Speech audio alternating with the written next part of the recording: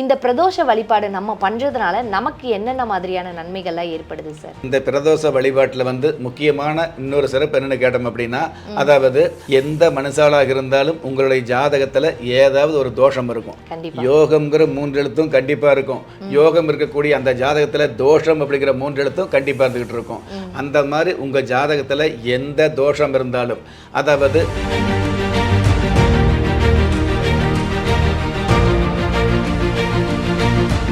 ராஜயோகம் டிவி நேயர்கள் அனைவருக்கும் வணக்கம். நான் உங்கள் அபிநயா. நம்ம ராஜயோகம் டிவியில் ஆன்மீகம் சம்பந்தமாகவும் வழிபாடுகள், பரிகாரங்கள், ராசி பலன், அது மாதிரி நிறைய புதிய தகவல்களை தினந்தோறும் பார்த்துட்ருக்கோம். அந்த வகையில் இன்னைக்கு ஒரு புதிய தகவலை தான் பார்க்க போகிறோம். அதுக்காக வழக்கம் போல் நம்ம நிகழ்ச்சியில் யார் இணைந்திருக்கா அப்படின்னு பார்த்தீங்கன்னா, ராஜயோகம் புகழ் ராஜயோகம் டாக்டர் கே ராம் சார் அவர்கள் தான். வணக்கம் சார். வணக்கம் சார். உங்ககிட்ட ஒரு தடவையும் நான் பேசுகிறப்பயுமே எனக்கு ஒரு புதிய தகவலை தெரிஞ்சுக்கிட்டே இருக்கேன் சார். ஏன்னா அந்தளவுக்கு நீங்கள் தெளிவாக சொல்லிக்கிட்டு இருக்கீங்க. அந்த வகையில் இன்றைக்கி நான் என்ன கேட்க போகிறேன் அப்படின்னு பார்த்தீங்கன்னா, பிரதோஷ வழிபாடு அப்படின்றது இப்போ ரொம்ப ஃபேமஸ் ஆகிட்டே வருது சார். இந்த பிரதோஷ வழிபாடு நம்ம பண்ணுறதுனால நமக்கு என்னென்ன மாதிரியான நன்மைகள்லாம் ஏற்படுது சார்? இல்லை, பிரதோஷ வழிபாடு அப்படிங்கிறது காலமாக சிறப்பான வழிபாடாக இருந்துகிட்டு இருக்குது அப்படிங்கிறது உண்மையான விஷயம்.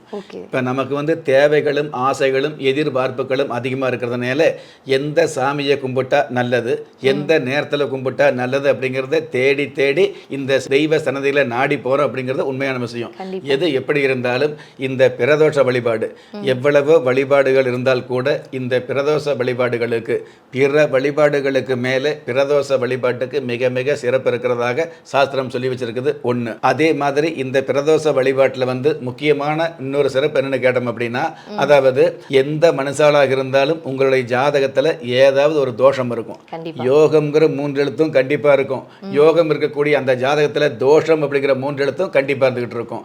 அந்த மாதிரி உங்கள் ஜாதகத்தில் எந்த தோஷம் இருந்தாலும், அதாவது பிற தோஷங்களை எல்லாம் வெல்லக்கூடிய வழிபாடு, பிற தோஷங்களிலிருந்து தற்காத்து கொள்ளக்கூடிய வழிபாடு இந்த பிரதோஷ வழிபாடாக சாஸ்திரத்தில் சொல்லி வச்சிருக்குது. பொதுவாக ஒரு கோயிலுக்கு போனோம் அப்படின்னா, வழிபாடு வச்சுக்கிட்டீங்க அப்படின்னா, பிரார்த்தனை பண்ணினீங்க அப்படின்னா உங்களுடைய வேண்டுதல் நிறைவேறும். ஆனால் பிரதோஷ வழிபாடு சம்பந்தப்பட்ட விஷயங்களில் தொடர்ந்து வச்சுக்கிட்டீங்க அப்படின்னா அடர்ந்த நன்மை அப்படிங்கிறத விட, அதாவது ஒரு சாமி கிட்ட வேண்டுதல் வைக்கும் பொழுது வேண்டுதல் நிறைவேறுது அப்படிங்கிறத விட, தொடர்ந்து பிரதோஷ சம்பந்தப்பட்ட வழிபாடில் வேண்டுதல் வச்சிங்க அப்படின்னா உங்களுக்கு வரம் கிடைக்கக்கூடிய ஒரு அமைப்பு நிச்சயமாக இருக்குது அப்படிங்கிறது உண்மை. ஒரு சில வழிபாட்டுக்கு இந்த உலகத்தில் உதவி கரம் கிடைக்கும். ஆனால் பிரதோஷ வழிபாட்டுக்கு சிவனுடைய வரம் கிடைக்கக்கூடிய பாக்கியம் நிச்சயமாக இருக்குது அப்படின்னு சாஸ்திரம் சொல்லி வச்சிருக்குது. அந்த காலத்தில் ஒரு சில முனிவர்கள், தவம் இருக்கக்கூடிய முனிவர்கள், தவத்தை ஆரம்பிக்கக்கூடிய முனிவர்கள் எல்லாம் பார்த்தீங்க அப்படின்னா, அதாவது முக்கியமாக கடுமையான தவம் இருக்கக்கூடிய, கடுமையான தவம் ஆரம்பிக்கக்கூடிய முனிவர்கள் இந்த பிரதோஷ காலத்தை தேர்ந்தெடுத்தாங்க அப்படிங்கிறது உண்மையாந்துட்டு இருக்குது.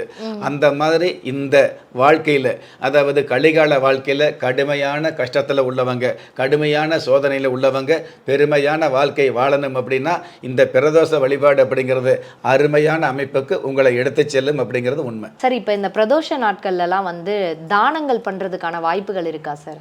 பொதுவாகவே எந்த ஒரு வழிபாடு பண்ணினாலும் அந்த வழிபாட்டினுடைய உட்சூட்சமம் என்னென்னு பார்த்தீங்கன்னா, ஏதாவது ஒரு வகையில் தானம் இருக்கும் அப்படிங்கிறது உண்மை. உங்களுக்கு தெரிஞ்சோ தெரியாமலோ நீங்கள் கொடுக்கக்கூடிய பூஜ்ய பொருள் தானமாக கொடுக்கப்படுது அப்படிங்கிறத உண்மை.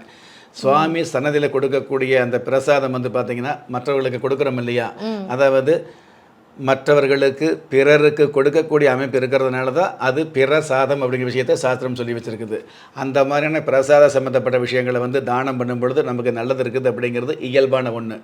பிரதோஷ நாட்களில் பிரதோஷ நேரத்தில் வழிபாடு பண்ணிக்கிட்டு, இந்த பிரதோஷ நாள் எந்த நேரமாக இருந்தாலும் அந்த நாள் முழுவதும் ஏதாவது ஒரு நேரத்தில் தயிர் சாதம் தானம் பண்ணிங்க அப்படின்னா மிக மிக நல்லதாக இருந்துட்டு இருக்குது ஒன்று. அதே மாதிரி இந்த பிரதோஷ நேரத்தில் நந்தி பகவானை அந்தி நேரத்தில் வழிபாடு வச்சுக்குவோம். அந்தி நேரத்தில் நந்தியை பார்த்து வழிபாடு வைக்கக்கூடிய நீங்கள் உங்களுடைய பொந்தி அப்படிங்கிற உள்ளத்தில் இருக்கக்கூடிய ரகசியத்தை எல்லாம் சொல்லி வழிபாடு வச்சுக்கிட்டீங்க அப்படின்னா, சொல்ல முடியாத ரகசியத்தை கூட வெல்ல முடியக்கூடிய ஒரு பாக்கியத்தை நந்தி பகவான் கொடுக்குது அப்படிங்கிறது மிக மிக நன்மையாக இருந்துட்டு இருக்குது அப்படிங்கிறது உண்மை. இந்த மாதிரி, அதாவது நந்தி பகவானுடைய வழிபாடு வச்சுக்கிறது, அந்தி நேரத்தில் வழிபாடு வச்சுக்கிறது, உங்களுடைய பொந்தியில் இருக்கக்கூடிய உள்ளத்தில் இருக்கக்கூடிய விஷயங்களை ரகசியமான விஷயங்களை வேண்டுதல் வச்சுக்கிறது. இதற்கப்புறம் தயிர் சாதம் அந்த நாள் காலையிலிருந்து மாலை நேரத்துக்குள்ளே தயிர் சாதம் வாங்கி கொடுப்பது. இந்த தானம் அப்படிங்கிற விஷயத்தை நீங்கள் கேட்கும் பொழுது நிறைய பேர் இப்போ ஜாதகம் பார்க்கும் பொழுது, வழிபாடு சொல்லும் பொழுது, இந்த கோயிலுக்கு போயிட்டு வாங்க, இந்த மாதிரி தானம் பண்ணுங்க அப்படின்னா அவங்க என்ன பண்ணுறாங்க, அதாவது ஜாதகம் பார்க்கும்போது சொல்லியிருக்காங்க, இந்த கோயிலுக்கு போனால் செல்வம் சேரும், இந்த தானம் பண்ணுனா நமக்கு வந்து கடன் தீரும் அப்படிங்கிற அந்த எண்ணத்தில் தானம் பண்ணுறாங்க. இன்னும் ஒரு சில பேர் அதுக்கு மேலே போய் அப்படி கொடுக்க வேண்டிய தான தர்ம சம்மந்தப்பட்ட விஷயங்களை வந்து தன்னுடைய வீட்டில் வேலை பார்க்கக்கூடிய, அதாவது சமையல் செய்யக்கூடியவங்க, அல்லது வந்து துணி சம்மந்தப்பட்ட விஷயங்களை செலவு செய்கிறவங்க, அல்லது லாண்ட்ரி சம்மந்தப்பட்ட பொறுப்பு பார்க்குறவங்க, அல்லது டிரைவராக உள்ளவங்க, இந்த மாதிரி தன்னுடைய வீட்டில் வந்து உத்தியோகம் பார்க்கக்கூடியவங்களுக்கு வந்து தானம் செய்யக்கூடிய வழக்கம் நிறைய குடும்பத்தில் இருந்துட்டு இருக்குது. தானம் அப்படிங்கிற சூட்சமம் என்னன்னு கேட்டீங்க அப்படின்னா, தெரிஞ்சவங்களுக்கு பண்ணக்கூடியது தானம் கிடையாது அப்படிங்கிற விஷயத்தை தயவு செய்து நீங்கள் புரிஞ்சுக்கணும். முன்பின் தெரியாத நபருக்கு பண்ணக்கூடியது தான் தானம் அப்படிங்கிறது உண்மை. வலது கைக்கு கொடுக்கக்கூடிய தானம் இடது கைக்கு தெரியக்கூடாதுங்கிற விஷயத்தை வந்து நமக்கு சாஸ்திரம் சொல்லியிருக்குது. இன்னைக்கு சாதாரணமாக வந்து பார்த்தீங்கன்னா வெறுமனே தக்காளி சாத்தை போட்டு, தக்காளியே இல்லாத தக்காளி சாதத்தை போட்டு அதை வந்து ஃபோட்டோ எடுத்து அதை யூடியூப்பில் வலைதளத்தில் வந்து வாழ்க்கை முழுவதும் போடக்கூடிய சூழல் நிறைய இடத்துல இருக்குது அப்படிங்கிறத உண்மை. அந்த மாதிரி இல்லாமல் யதார்த்தமான ஏகை குணத்தோடு தெரியாத நபர்களுக்கு வந்து உகந்த நேரத்தில் தகுந்த உதவி, அது அன்னதானமாக இருக்கலாம், சொர்ண தானமாக இருக்கலாம், வஸ்திர தானமாக இருக்கலாம், உங்கள் வசதிக்கு பொறுத்து கல்வி தானமாக இருக்கலாம், கண் தானமாக இருக்கலாம், இரத்த தானமாக இருக்கலாம். இந்த மாதிரியான தானங்களை செய்யும் பொழுது கண்டிப்பாக உங்களுடைய கர்மத்திலிருந்து தப்பிக்கக்கூடிய மிகப்பெரிய அம்சம் இந்த தர்மத்தில் இருக்குது அப்படிங்கிற விஷயத்தை நம்ம புரிஞ்சுக்கலாம். சரி, இப்போ பார்த்தோம் அப்படின்னா ஒரு பிரதோஷ வழிபாடு எப்படி பண்ணணும், பிரதோஷ வழிபாட்டில் என்னென்ன தானங்கள் கொடுக்கணும், அது எந்த கைக்கு கொடுக்கணும், எந்த கைக்கு தெரியக்கூடாது அப்படின்ற வரைக்குமே ரொம்ப தெளிவாகவே சொன்னீங்க. இது வந்து பார்க்குற மக்களுக்கு ரொம்ப உபயோகமாக இருக்கும். ரொம்ப நன்றி சார். நன்றி. என்ன நேயர்களே, இன்றைய நிகழ்ச்சி உங்களுக்கு ரொம்பவே பயனுள்ளதாக இருக்கும்னு நம்புகிறோம். இந்த நிகழ்ச்சியை பார்த்துட்டு இருக்க உங்களில் நிறைய பேருக்கு உங்களோட சொந்த ஜாதகத்தை பார்க்கணும் அப்படின்ற விருப்பம் இருக்கும். அப்படி விருப்பம் உள்ளவங்க கீழே தெரிகிற நம்பருக்கு கால் பண்ணி அப்பாயின்மெண்ட் வாங்கிக்கலாம். முக்கியமான விஷயம், அந்த நம்பர் அப்பாயின்மெண்ட்டுக்கு மட்டும்தான், அதாவது முன்பதிவுக்கு மட்டும்தான். அது மட்டும் இல்லாமல் நம்ம ராஜயோகம் டிவியில் ஆன்மீக தகவல், மாதப்பலன், தினப்பலன், இந்த மாதிரி நிறைய புது புது நிகழ்ச்சிகள் வந்துக்கிட்டே இருக்கும். இன்னொரு முக்கியமான விஷயம் என்ன அப்படின்னா, ஒவ்வொரு நாளும் உங்களுக்கான அதிர்ஷ்ட எண், உங்களுக்கான அதிர்ஷ்ட நிறம், உங்களுக்கான அதிர்ஷ்ட எழுத்து, இந்த மாதிரி நீங்கள் தெரிஞ்சுக்க வேண்டிய விஷயங்களை, கண்டிப்பாக கடைபிடிக்க வேண்டிய விஷயங்களை உடனுக்குடனே தெரிஞ்சுக்கணும் அப்படின்னு நினச்சிங்கன்னா நம்ம ராஜயோகம் டிவியை லைக் பண்ணுங்கள், ஷேர் பண்ணுங்கள், சப்ஸ்கிரைப் பண்ணுங்க, மறக்காம பெல் ஐக்கானை கிளிக் பண்ணிக்கோங்க. நன்றி. திறமை இருந்தும் வறுமையில் வாடுகிறீர்களா? விதியை நொந்து விரக்தியில் இருக்கிறீர்களா? முயற்சிகள் செய்தும் முன்னேற்றம் கிடைக்கவில்லையா? களஸ்திரம் அமையாமல் கவலைப்படுகிறீர்களா? தாய்மையடையாமல் தவித்து நிற்கிறீர்களா? நவரத்தினம் போட்டும் நன்மைகள் கிடைக்கவில்லையா? பெயர் மாற்றம் செய்தும் பிரயோஜனம் இல்லையா? எந்திரத்தை நம்பி மந்திரத்தை சொல்லியும் மாற்றம் கிடைக்கவில்லையா? எண்கணிதத்தை நம்பி எழுத்தை மாற்றியும் ஏற்றம் கிடைக்கவில்லையா? வாஸ்துவை நம்பி வாசலை மாற்றியும் வளம் காணவில்லையா? ஹோமத்தை வளர்த்து யாகத்தை செய்தும் யோகத்தை காணவில்லையா?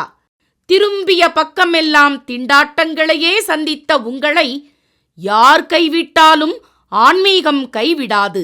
ஆம், அண்ட நிழலுமில்லை, ஆதரிக்க யாரும் இல்லாதவர்களை குலதெய்வம் கைவிடுவதில்லை.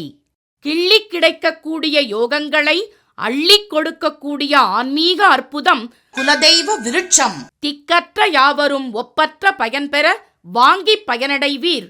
குலதெய்வ விருட்சம். குலதெய்வ விருட்சம், குடும்பமே சுபிட்சம்.